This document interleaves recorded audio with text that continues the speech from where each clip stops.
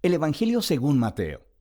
En el primer video vimos cómo Mateo introdujo a Jesús como el Mesías del linaje de David, como un nuevo maestro con autoridad como Moisés, y también como Emmanuel, que en hebreo significa Dios con nosotros. Después de que Jesús anunció y enseñó acerca del reino de Dios, y después de que Él llevó el reino a la vida diaria del pueblo de Israel, vimos que Jesús fue aceptado por muchos, pero rechazado por otros, especialmente por los líderes religiosos de Israel, los fariseos. Así que la gran pregunta es, ¿cómo terminará el conflicto entre Jesús y los líderes de Israel? La siguiente gran sección, de los capítulos 14 al 20, explora todas las diferentes expectativas que las personas tienen acerca del Mesías. Jesús sigue sanando personas enfermas y 2 veces ha provisto comida milagrosamente para esas multitudes en el desierto. Una formada por gente judía y otra por gente no judía.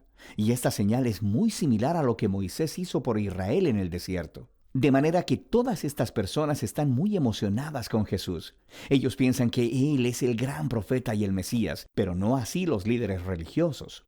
Su perspectiva del Mesías está formada por pasajes como el Salmo 2 o Daniel capítulo 2, sobre un Mesías victorioso que va a liberar a Israel y derrotar a los opresores paganos. Y desde esa perspectiva, Jesús es un falso maestro. Él está haciendo declaraciones blasfemas acerca de sí mismo. Así que aquí encontramos historias acerca de su creciente oposición mientras preparan un plan para asesinarlo. Jesús responde apartándose de ellos, y Él empieza a enseñarle a sus discípulos más cercanos lo que significa que Él sea el Mesías de Israel, porque no es nada de lo que los demás están esperando. De manera que Jesús le pregunta a sus discípulos en el capítulo 16. Él dice, «¿Ustedes quién dicen que soy yo?» Y parece que Pedro se topa con la respuesta correcta. Él dice, «Tú eres el Mesías, el Hijo del Dios viviente». Pero luego queda claro que Pedro está pensando acerca de un rey que va a reinar victoriosamente a través del poder militar.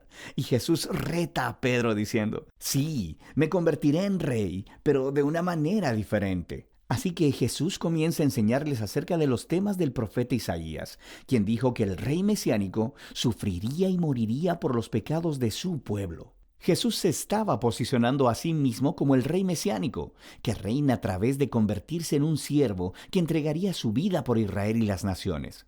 Y bueno, Pedro y los discípulos simplemente no lo entienden.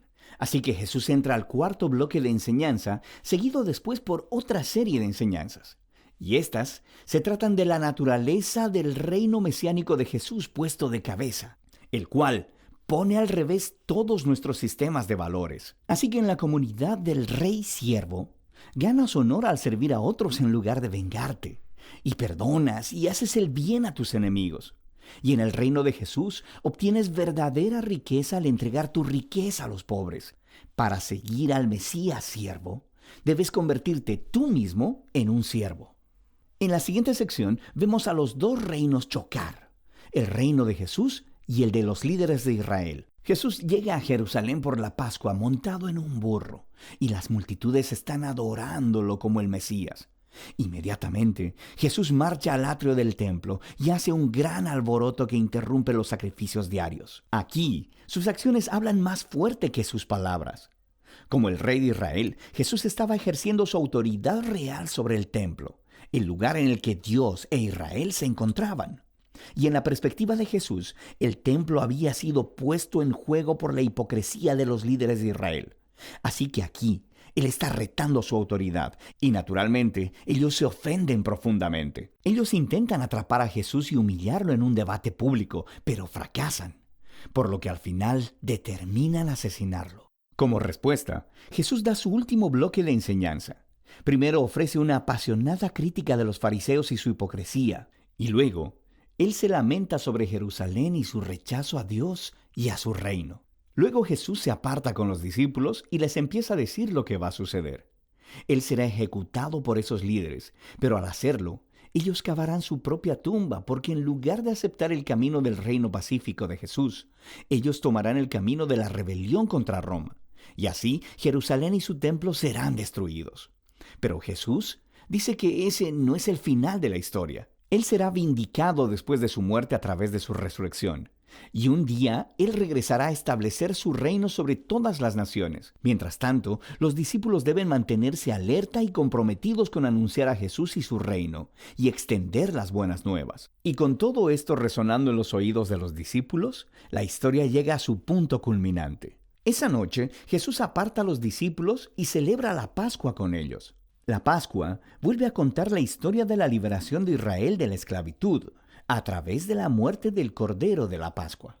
Y luego Jesús toma el pan y el vino de la cena como nuevos símbolos, mostrando que su muerte venidera sería un sacrificio que redimiría a su pueblo de la esclavitud al pecado y la maldad.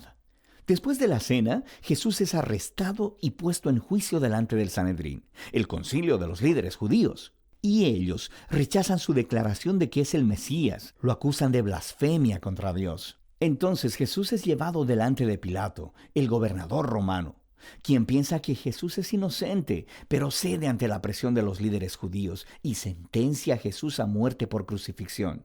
Así que Jesús es llevado por soldados romanos y crucificado. Ahora notarás en esta sección que, justo como Mateo hizo en los primeros capítulos, él aumenta el número de referencias al Antiguo Testamento. Él está tratando de mostrar que la muerte de Jesús no fue una tragedia o un fracaso. Más bien fue el sorprendente cumplimiento de todas las antiguas promesas proféticas. Jesús vino como el Mesías siervo del que Isaías hablaba. Él fue rechazado por su propio pueblo, pero en lugar de juzgarlos, Él es juzgado en su lugar, llevando las consecuencias de su pecado. Así que termina la escena de la crucifixión, y el cuerpo de Jesús es colocado en una tumba. Pero el libro termina con un giro sorprendente, el último capítulo. Los discípulos descubren la mañana del domingo que la tumba de Jesús está vacía. Y de pronto, las personas comienzan a ver a Jesús resucitado de entre los muertos. Y el libro concluye con un Jesús resucitado, dando su enseñanza final, llamada la Gran Comisión. Jesús dice que Él es ahora el Rey verdadero del mundo. Así que envía a sus discípulos a ir a todas las naciones con las buenas nuevas de que Jesús es el Señor y de que cualquiera puede unirse a su reino al ser bautizado y seguir sus enseñanzas. Y haciendo eco a su nombre, Emmanuel, Dios con nosotros, del capítulo 1, las últimas palabras de Jesús para sus discípulos en este libro son: Yo estaré con ustedes. Es una promesa de la presencia de Jesús hasta el día que Él finalmente regrese. Y ese es el Evangelio según Mateo.